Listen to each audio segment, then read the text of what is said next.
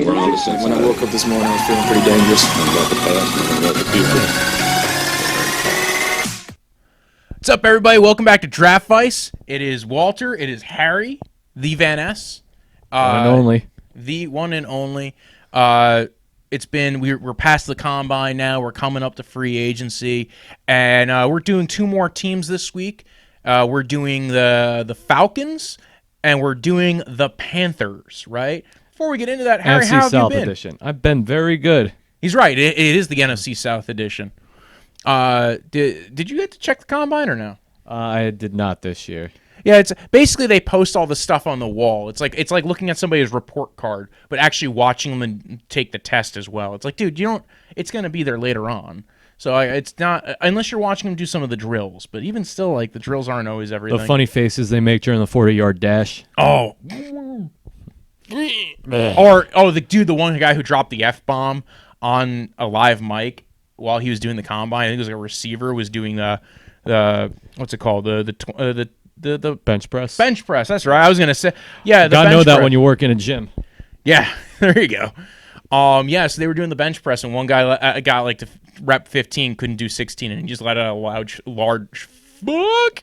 So now we're the explicit podcast on Draftvice on iTunes. So we're talking about the Falcons NFC South edition. You got it right. We'll start out with some news because actually one of these the news has to do with some of the teams.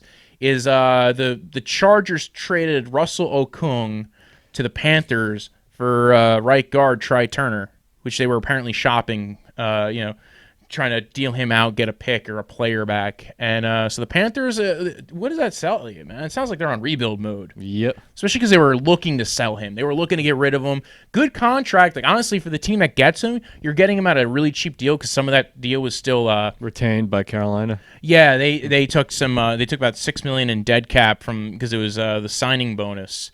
So you're getting him from $8 million this year, $11 million next year. Not bad for a guard who's been a multi-year Pro Bowl player. So yeah, he hasn't started every game. What's weird though is that you're also getting rid of like the Chargers now don't have a left tackle or a right tackle, right? Like their tackle situation was weird. It's weird for both teams, right? Because like Russell Okung is kind of like towards the end of his career. He had some blood clotting issues last year. He's a good tackle. Like when he's played, he's been good. But if you have health issues, you're not entirely sure he's going to show up. It's not a cheap contract. Like it's still an expensive contract. And then you're trading away a left tackle to get a right guard. It was a weird trade. It's first off, for one team that seems to be in rebuild mode, not getting a pick for the player, not getting some kind of pick swap. Maybe there will be some news later on that they did do a pick swap or something. But without like seeing that, it's kind of weird to say you're in a rebuild. Granted, part of it is maybe they say, you know what, interior offensive line just isn't that valuable.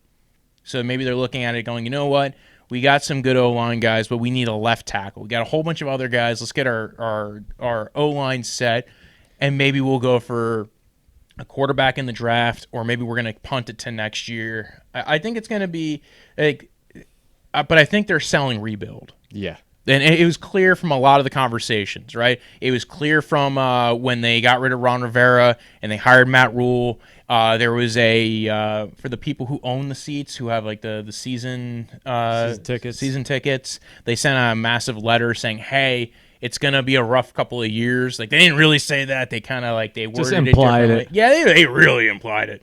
And now they're shopping around players. Right now, the only player that seems like they're safe, to me, Taylor Moton, I think he's safe. Christian McCaffrey, obviously. Because like he's on like the last couple of years of his deal. He's young. If you're not looking to be getting to the playoffs and getting to the Super Bowl right now, he's a young, athletic, good receiving running back who can play all three downs. Who you've already run a little bit into the ground. True. So I can see them trading him if they can get a good pick or a player out of him. Or even like move up and around or something. Like I could see them getting rid of him, especially because also get a little of extra cap maybe, or you get a pick. Like I said, a pick is probably what they're looking for. They're looking, if they're not going to take a quarterback this year, maybe a pick in next year's draft they're going to want.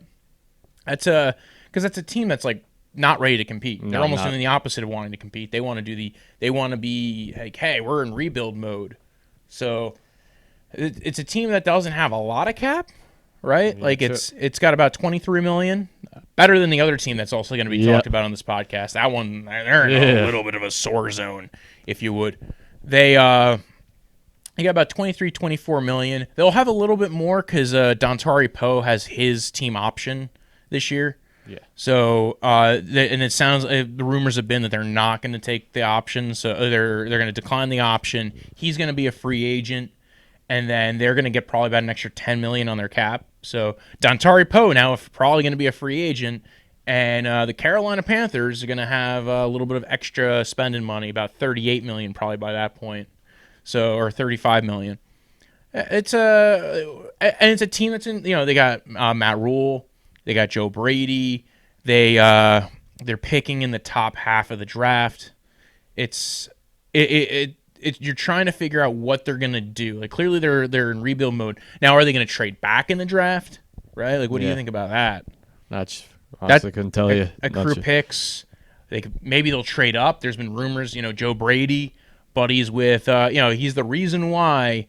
Or he might not be the reason why, but he sounds like he's the reason why. The whole reason why he got this job is because of Joe Burrow, right? Joe Burrow had that elite season in the college football. So maybe I don't see them going all the way up to number one because I think the Bengals are set on Joe Burrow. Yeah, I don't see the Bengals being like, we're going to skip out on this Ohio kid, right? Especially because now they're talking about franchise tagging A.J. Green, which sounds like that was a response. Because Joe Burrow said he wanted to play with A.J. Green. Yeah, like that sounds like it was a response to something that was in their discussions. Like, hey, like I'm not going to hold out or anything. I'm not going to cause any problems, but you got to keep A.J. Green around. It makes sense. It makes sense for them to keep a guy to help their rookie QB develop. But what if Carolina likes Justin Herbert? You got to get in front of a couple of teams to get Herbert, assuming maybe, or you might have to get if you're trying to get Tua, you're gonna have to trade up to get Tua. And they got a lot of good receivers. This is all three of these quarterbacks are pretty solid. Yeah. You got Burrow, who probably had the best college football season like ever. Maybe. We're gonna have Scooby-Doo guest host next week. Forget about Johnny Manziel in 2012, but don't bring up sore memories, man. Oh, that's right. The Johnny Manziel years. When a homeless man tells your owner of the team that you should take a quarterback in the first round, you listen to him. Yeah, you got to draft Johnny Manziel.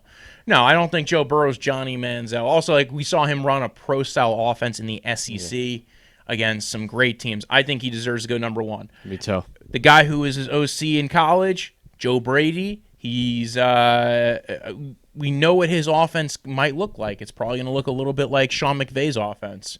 It's going to be a lot of play action. At least in the college world, they did a lot of five-man protections, which means it's just the O-line protecting. Everybody else is going out wide. A little kind of spread system deal kind of going on there. So, you want everybody to be able to catch. The tight end, the receivers, the running back. Good thing they still have McCaffrey for right now. And they did a lot more of the or if you are what they're doing is if they're not running all running routes, they're all running routes, but what they do is they chip block. Sometimes you'll have a slot receiver, like you see this on the LA Rams where they chip block and then kind of go out into the flat with Cooper Kupp or Robert Woods. So I think Tua fits that system. I think Herbert fits that system very well. Herbert's the one that's the big like what's going to happen with this guy because he's definitely a better prospect than some other guys who have been drafted high the past few years, right? Yeah. Would you have taken like if you compared him to Josh Allen? I'd take Herbert in a heartbeat over Josh Allen. Yeah, I'm talking about like evals coming out, but even now I'd probably sit there and say I'd rather have Herbert. Strong arm, athletic. Well, the one thing I would say is maybe the intangibles in Josh Allen. The want to be a leader role, people have played up a little bit with Josh Allen, but compare him to other players, right? Paxton Lynch.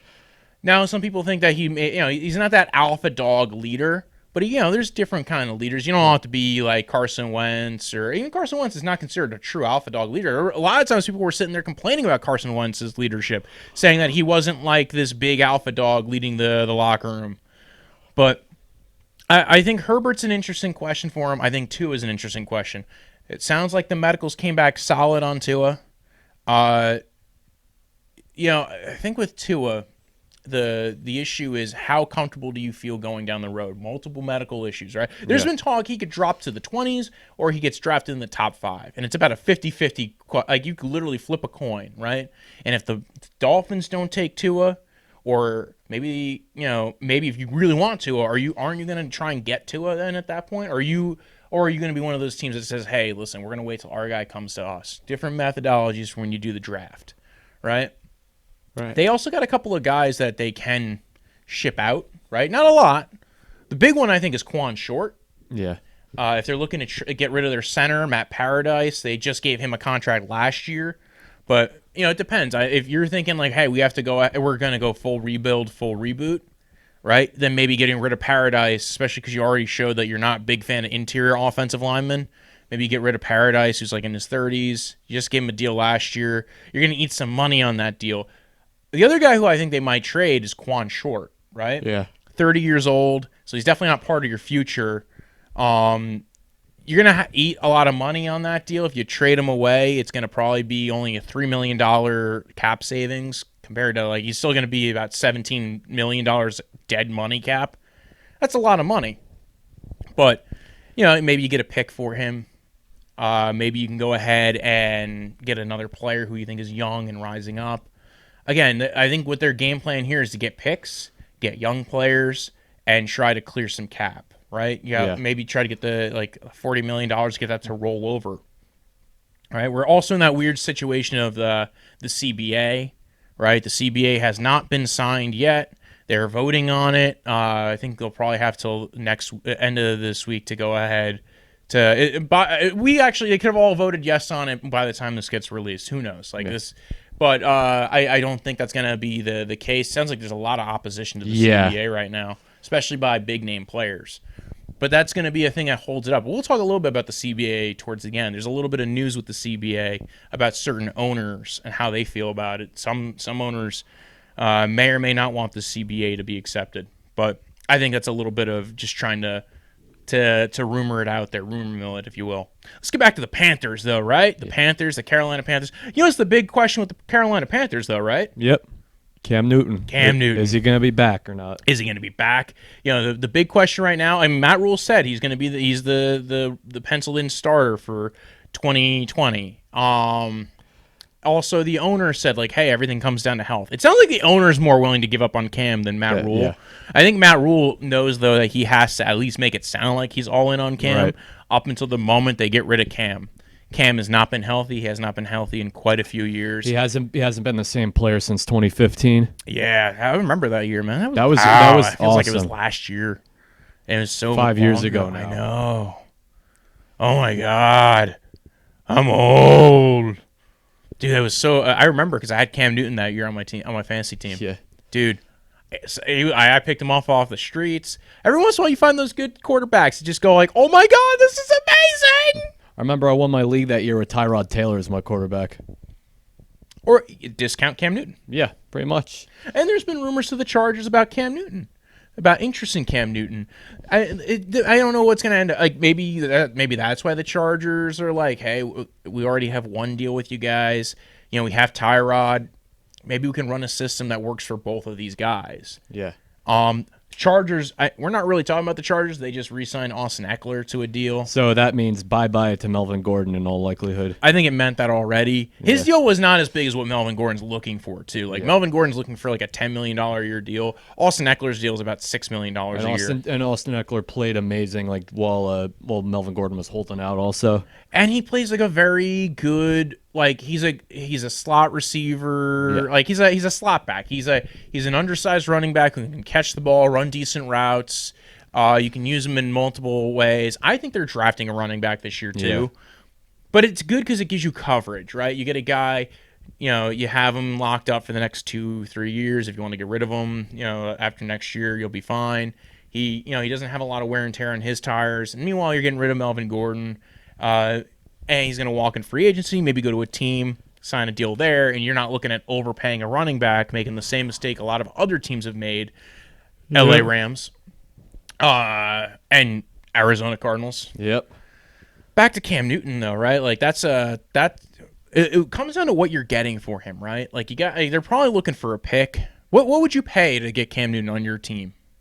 Well, you're a Jets fan. Sam Darnold. Yeah, you would trade Sam Darnold for Cam Newton? Yes. I'm pretty sure the Panthers would sign up for that right now.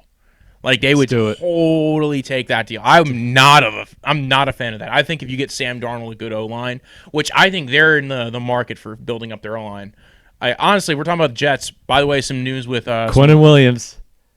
Oh man. Wait, that's not what you were talking about? There's a lot of news with the Jets. They're rumored to be in the running to go ahead and trade for Trent Williams. But you're right.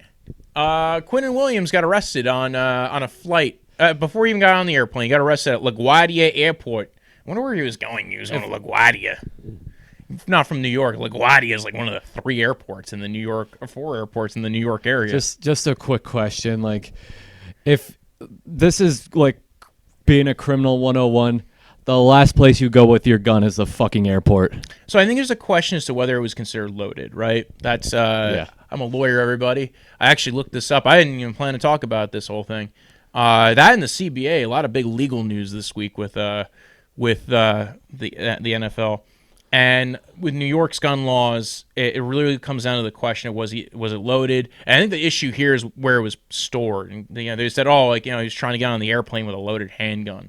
Could have been in a bag, or I don't know what he had. I don't. It depends on they're saying because I didn't get to see the charges, right? So New York has 3 different levels of charges for criminal possession of a weapon, and this could be the lowest version, which is a misdemeanor, which probably means it might even be kicked, and again, he has a permit for it in Alabama. He does not have a permit for the gun in New York, but it's going to be an interesting case. I'm going to keep tabs on it. Maybe do a video in the future as more facts come out with Quinnen Williams with it.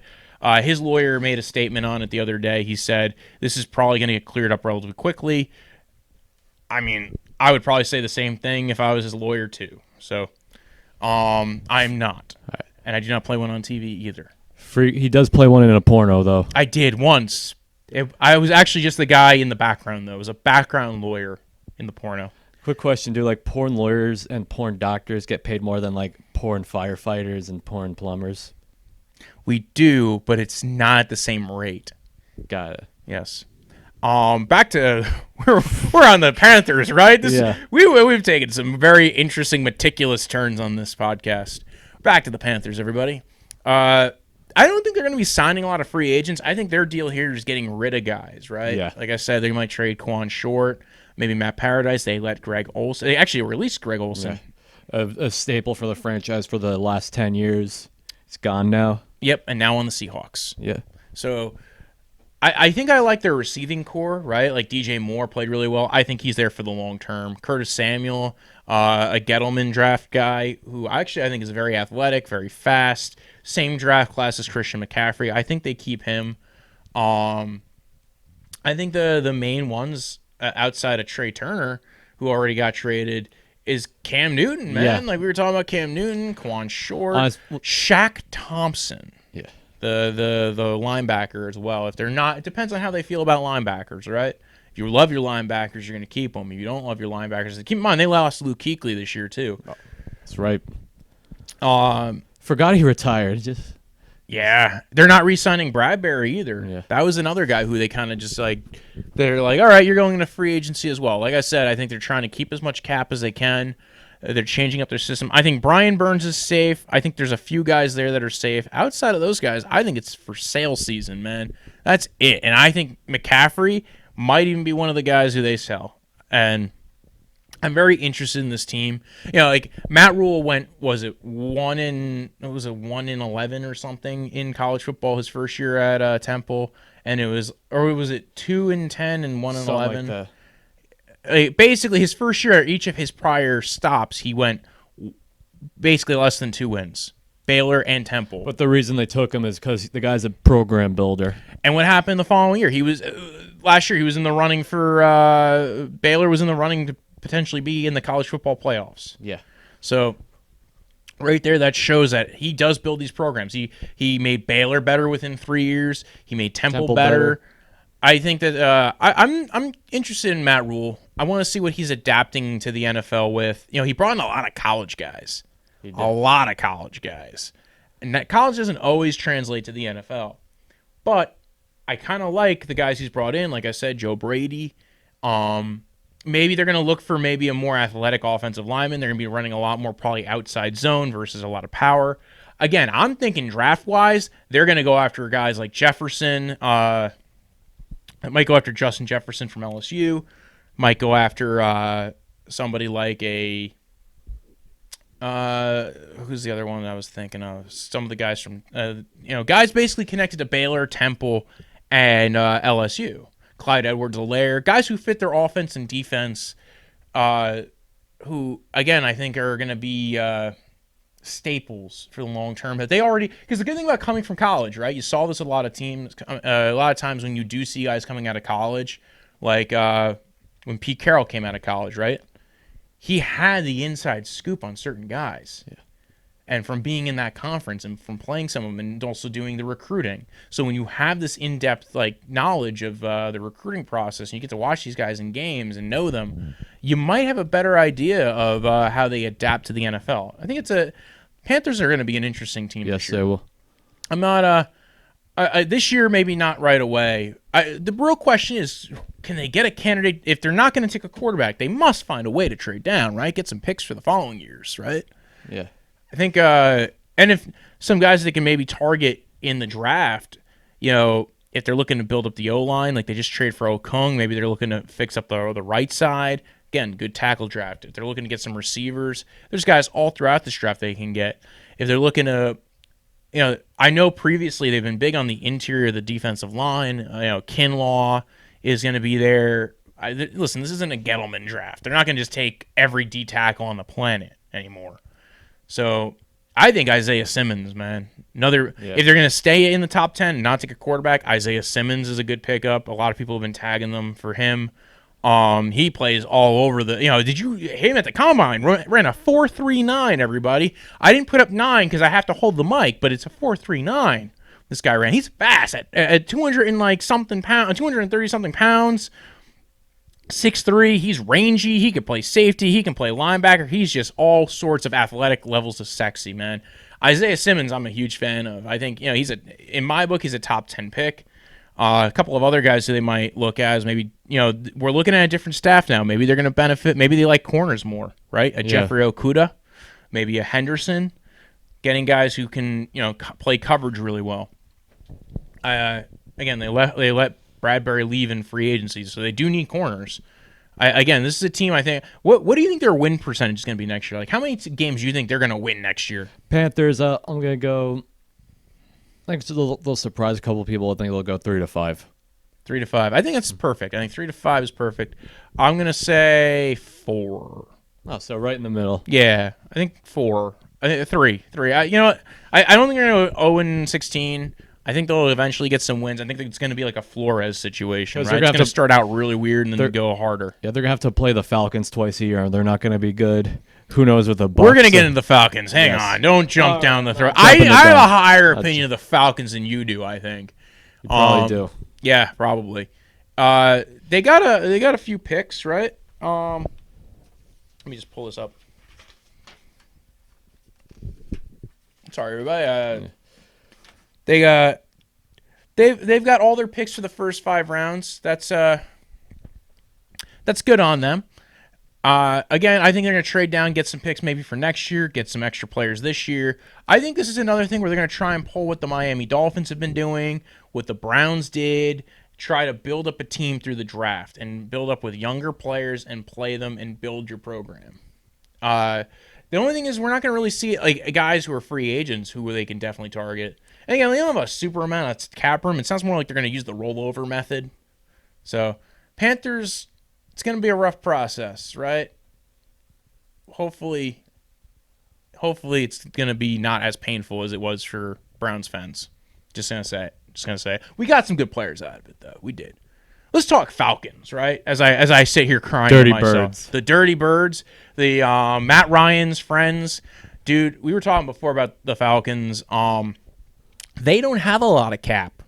They got about $4 million in cap if they're lucky, right? If they're lucky. Yeah. They got guys leaving, like an Austin Hooper is leaving. Vic Beasley's leaving. Vic Beasely's leaving. They announced that. They said that on Twitter. They were like, it was funny. They posted a tweet. Somebody goes, "What's your source?" It goes, "Us, the Falcons." It was the official account. So, yeah, no Vic Beasley. Claiborne might be leaving. It sounds like they don't have a lot of money, so they're probably not re-signing Claiborne. What was I going to say? They have $4 million, right? $4 million in cap. They got 2 extra second-round picks. They went on a run at the end of the year, right? Dan Quinn, right? He was about. Everybody's like, he's gonna get fired, right? Dan Quinn's getting fired, and he didn't get fired. He stayed because he won 6 games with that roster, which I don't think is a bad roster. Yeah. You actually got years removed from a Super Bowl appearance. I think that's also why they gave him some time. They know he got them to the Super Bowl, right? He's been having issues since he lost Kyle Shanahan. Their defense has not played what you would think they were going to play at.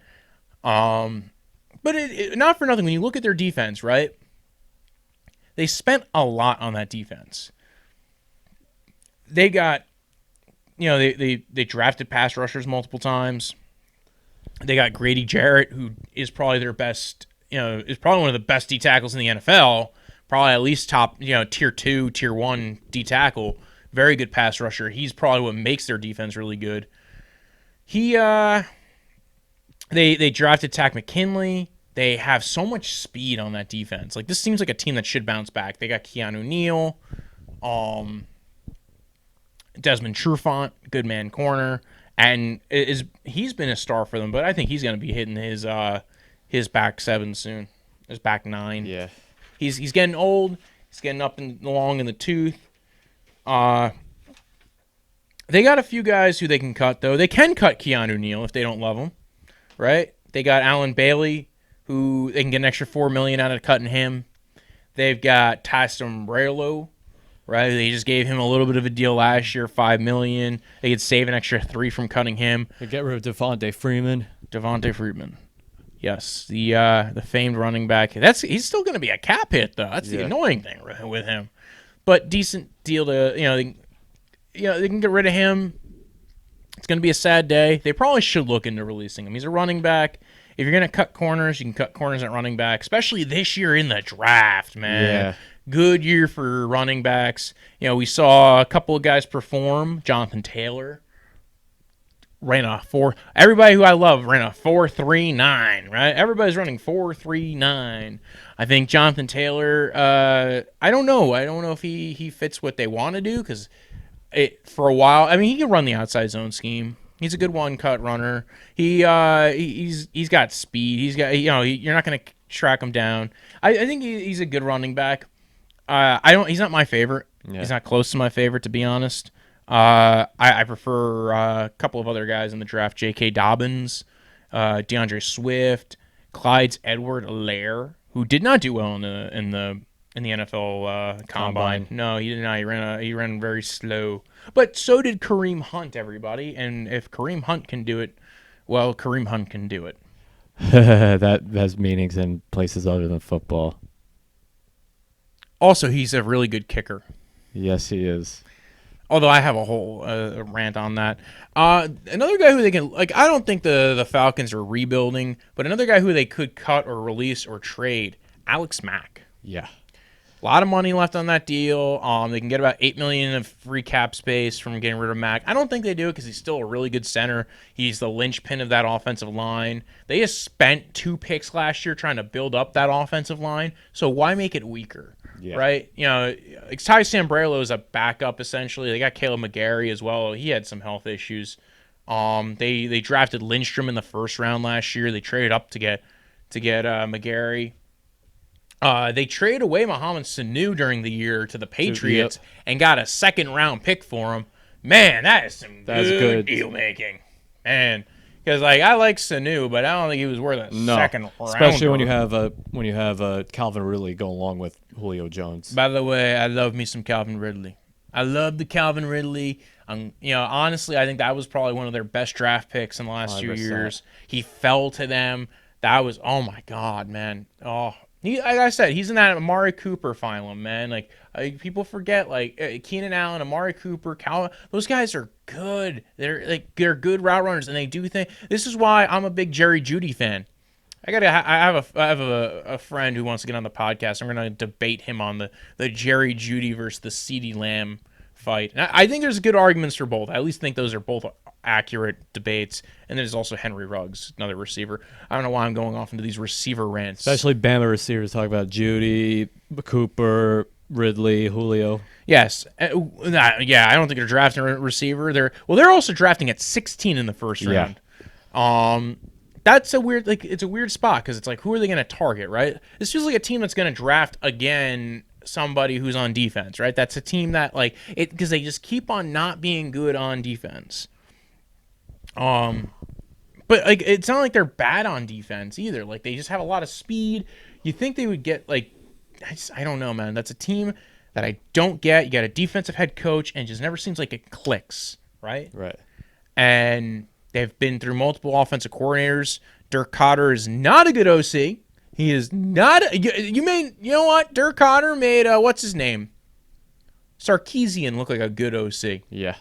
So I don't know. Bring back Sarkisian. They're losing Austin Hooper, right? Their check down guy from last year, because that's what Austin Hooper did in that offense. He was the check down guy.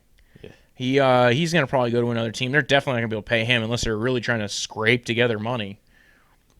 I think that's a team that's really banking on the CBA getting signed so they can get some cap relief out of it, hopefully. That's why everybody's hanging off on, the new league year, because they're hopefully they sign the new CBA, we get a little bit of cap relief. Atlanta's definitely one of those teams that needs the cap relief, right? That's one of the teams that's hey, we can use the cap relief. Maybe we can sign Austin Hooper if we get a little bit of extra cap. I don't know how well that's going to go over, but that's definitely the team that's interested in that. They like I said, they have 2 second-round picks. I think they have to definitely go hard at defense and running back, right?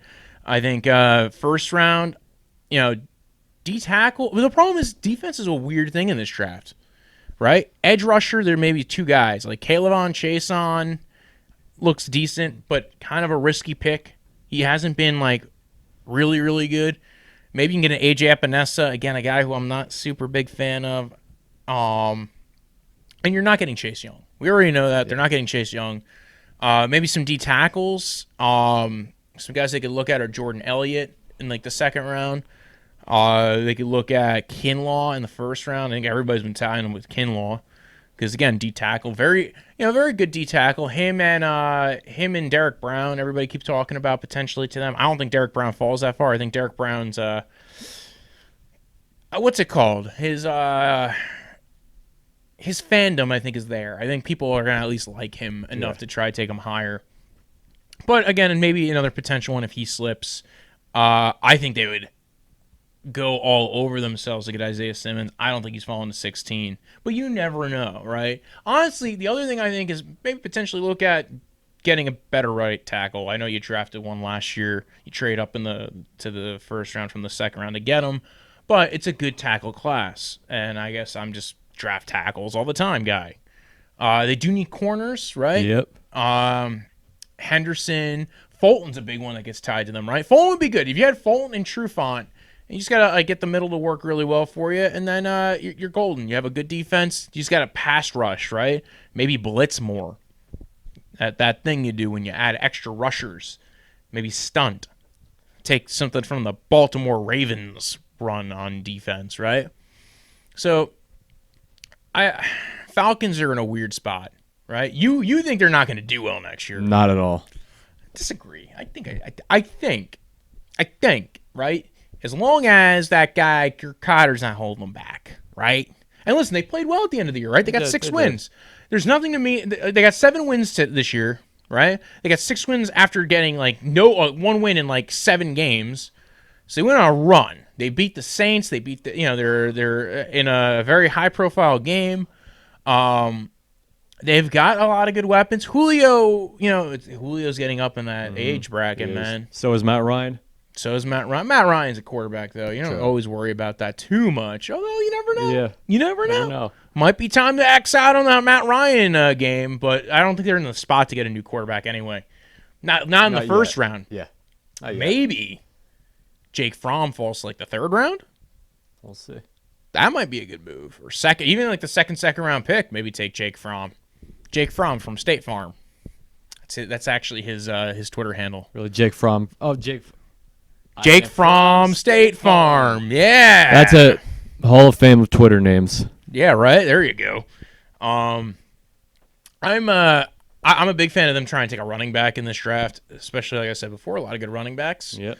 Not a big fan of Dirk Cotter. Wish they would fire him. But I was not a big fan of Dan Quinn firing all of his assistants anyway last year. I kind of saw them taking a step back. And big question is, do you think this is Dan Quinn's last year? Yes. Well, there you have it, folks. Dan Straight Quinn, from the horse's mouth. Prediction here, Dan Quinn's on his last legs. Falcons, like I said, not going to be able to get much of free agency. They got $4 million, right? Losing Justin Hardy, that's not a big deal. Jack Crawford, D-tackle, not that big of a deal. I think this is going to be a weird team. It's going to be stuck in a little bit of purgatory until they make a decision going forward. And I think they'll do better than Carolina. We're not at the way too early predictions part yet. But I don't think they're anywhere close to being one of the better teams in that division. So they could surprise you, though. I think they're going to be like a 7-9 team again, 6-10. It's going to be Jeff Fisher town there for a bit. I think that's going to be where that team goes. We're going to talk free agency, right? Let's talk some free agency. Some corners, some safeties. It's defensive back time, right? There's a lot of guys going into free agency. Some guys are already free agents because they've been cut, right? You got Josh Norman. He was cut. Yep. He was just off a big deal. He was in Carolina, then went over to Washington. Yeah, I don't think they're taking him back to Carolina. No. Especially as we mentioned, they're in rebuild mode. Last kind of guy you'd want for that. So. Oh yeah, no, that's definitely not their style. I heard a little bit of rumors, maybe of him to the Bills. Right, gets back to Sean McDermott town. I think they even checked in on him. So maybe he signs to a cheap deal to go over there. That's really the major place I could see him going. Right, that's Josh Norman does not have a lot of eager friends. I think he's got a few spots he could fit in. Usually a lot more zone spots. Maybe he'll go to Kansas City and take a cheap deal. Maybe he can get another Super Bowl again. I don't see it happening. No. I don't see teams wanting to sign him. He just was not good. He was decent in zone. Yeah, good zone, awful in man. Yeah, so I don't know, man. I think he's kind of towards the head case as well. Head case. He's slower now. He wasn't that fast to begin with. So I don't know. I think he's kind of on the last legs of his career. You got Chris Harris, right? Corner out of Denver. Former Denver Bronco, yeah. Well, now soon to be former Denver Bronco, right? He's hitting 32. He's not going to be back with Denver. Very good slot corner. Pretty decent on the outside. Didn't really fit very well in Fangio's scheme, but fit decently. Still played very well. I think he might go to a team that might be close to a Super Bowl again. I think he might look at it as his last shot. I know he was looking for way more money. Not way more, but I know he was looking for more money than what the Denver Broncos were looking to give him. I think they were offering him like $12 million. I think he wanted more. And if you look, so we're talking about the Denver Broncos, right? They just traded for A.J. Bouye, right? From Jacksonville. From Jacksonville, and he had a $15 million deal. So it tells me that the market's going to change soon on cornerback, everybody, because if you're looking at that as a good deal and Jacksonville needed to get rid of him, get some cap relief. They got a 4th-round pick in return. That's a weird deal, right? Only a 4th-round pick for him. But that'll tell you that it's gonna go up. It's gonna, I think what Chris Harris was looking for was maybe like closer to what AJ Bouye was getting now, which also means that Denver's no longer in the Byron Jones race, right? Like they kind of were rumored to be close to going in on getting Byron Jones. A call that I made before the rumors started coming up about it, by the way. That's why you listen to this podcast. Hopefully, but. So Denver's probably not going to be tied to Byron Jones. He's the big one in free agency, right? He's the big ticket guy. He's the one that everybody's pining for. He's looking to maybe get $18 million, man. Yeah, woo. That's a lot. It is. And there's going to definitely be teams that are interested in paying him that. I know that there's some teams that should be interested. He's very versatile. There's a reason why I saw him very well with the Denver Broncos. I think some other scheme spots, I think anybody who's looking for another corner or a top end corner is going to go after Byron Jones. It's also Bradley Roby, who's a free agent, so that might be another option. What was the other ones that's going to come up? Roby Coleman of the LA Rams. I think he's a potential option for some teams. Jimmy Smith, right? Yeah. He's getting long in the tooth as well, but he's played well, but he's been injured. He's barely played the last few years, and that was always kind of like the big siphon on the Baltimore defense. Like they'd have Jimmy Smith for a few minutes, and then he would go out and be injured, and then he'd come back and then be injured again. So I like Jimmy Smith, but I think he's going to be one of those guys who takes a low-end deal, maybe gets to a playoff contender, or maybe he retires soon. Maybe he wants to retire as a Baltimore Raven. Maybe he's kind of done. Maybe he comes back to the Ravens. Goes back to the Ravens. There's also Logan Ryan. Yes. Titans slot corner. He's played really well. Former New England Patriot. Well, that was the thing. Former New England Patriot, played well for them. Started out a little slow on the Titans and then kind of picked back up. I could see him going back to the Patriots. I could see him taking a deal somewhere else. Detroit. Yeah. Detroit's definitely a big one, especially because they're talking about getting rid of Darius Slay. Yeah, the thing with getting rid of Darius Slay, again, this corner market's going to be weird. There's a ton of names. There's Claiborne, there's Breland, there's Roby Coleman, Tremont Williams, Jonathan Joseph, Darqueze Dennard. There's so many names that are potential names that could just be out there that it's so hard to gauge where they're going to go, who's going to get what on the market, and especially now you have Darius Slay on the Lions. They might look at it and go, you know what, we can get rid of a contract here. We might get a good pick out of it. He's a good man corner. He plays well in a lot of schemes. There was rumors him going to Denver was a big one. Yeah. I don't know what the Lions are going to get for Slay. It's kind of a weird situation with him, but he's been good the last few years. So, I think it's a little risky to just be trading away, your top corner. But they've been rumored to be interested on Byron Jones, right? That's another corner going into this offseason that they might go after, and they might use a little bit of that cap relief from getting rid of Darius Slay to grab Byron Jones. So that Travis Carey from Cleveland's another guy who played really well in the slot. He had a little bit of a heavier deal. I'm shocked they didn't just try to trade him, but I think there's a good reason why he didn't get traded. I think is they needed the cap relief, and they didn't need it, but they kind of wanted it. I think they're going to be spending differently in free agency. But again, another guy, he played well in the slot. Some teams that need a slot corner, spare guy who could play outside, maybe not great outside, but solid outside. He's a good one to go after. It's a very deep free agent class for corner. And then not only that, but also in the draft. Like I said before, there's Okudah and Fulton at the top, and Henderson. And there's Diggs. They're going to do like a draft preview episode in a couple of weeks with some of these players, and you're going to look at it and be like, wow, there's a lot of guys. There's a lot of guys who have a lot of potential, fit in a lot of different schemes. Corner is becoming a weird position. Because corner is becoming what safety already was, which is there's so many of them now. Again, for a while, it was just like certain teams had top-end corners. Yeah. And now it's becoming a thing of like, oh, wow, this guy ended up here. This guy plays well. This guy plays well. Because I think there's a lot of guys who came out of college who were really good. Yeah. You had a good draft of corners a few years ago. The Trey White year. The Trey White and Marshawn Lattimore year. Chidobe Awuzie came out that year. So you have a lot of teams that defenses got better for a good... it's weird. It feels like every other year there's a good defensive draft. A lot of these good corners come out, a lot of good defensive ends. And then this year, it's a weird year. It's a bad year on defense, I feel. Yeah. A lot of good offensive players. A ton. And I think that you're going to see that in the NFL this year. I think you're going to see a change in how some of these teams play I think you're going to see a big offensive burst again. This year it seemed like everybody was a little bit down. There's a lot of more spreading the ball around. Next year, because you're going to have a lot more receivers, more running backs coming in, and then a lot of new offensive linemen who look like they're going to be good starters for the long term. The next 2 years, I think your offenses are going to take a step forward again. So, everybody was complaining. I think it was this year it was a little bit down in points.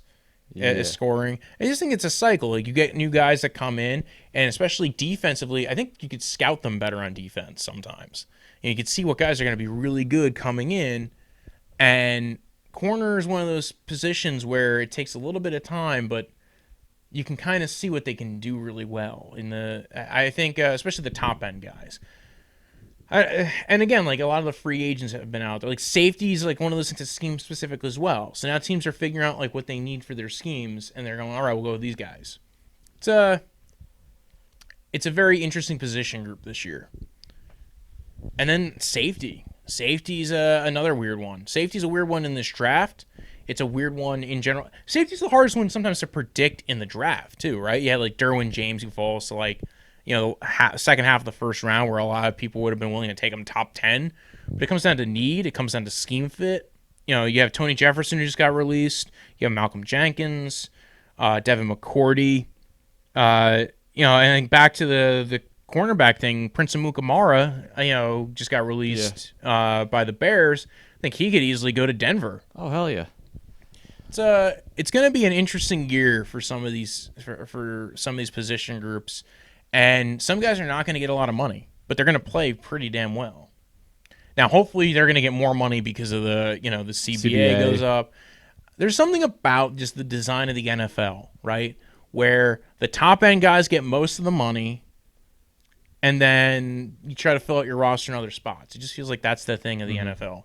So, if you want, you can follow the podcast at Draftvice on Twitter, at Draftvice_football on Instagram. You can follow Harry at Harry Van Ness on Instagram.com. Real hard to I have to repeat say. It. I want to hear it again. Harry Van Ness at Instagram.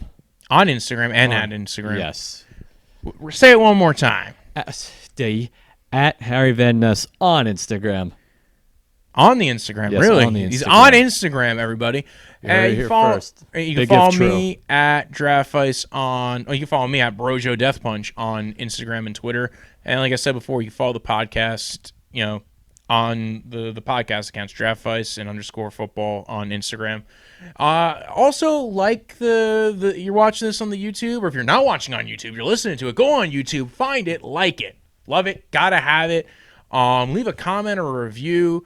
And again, if you are listening to it, right, leave a review. We will shout you out if you leave a review and leave your name on. We'll plug whatever you put in the review section. How about that? And that's about it. Have a good week. Hopefully, the Panthers and the Falcons don't have this as bad of a year, although I think the NFC South is going to be owned by Drew Brees this year. When I woke up this morning, I was feeling pretty dangerous. I'm about to pass. I'm about to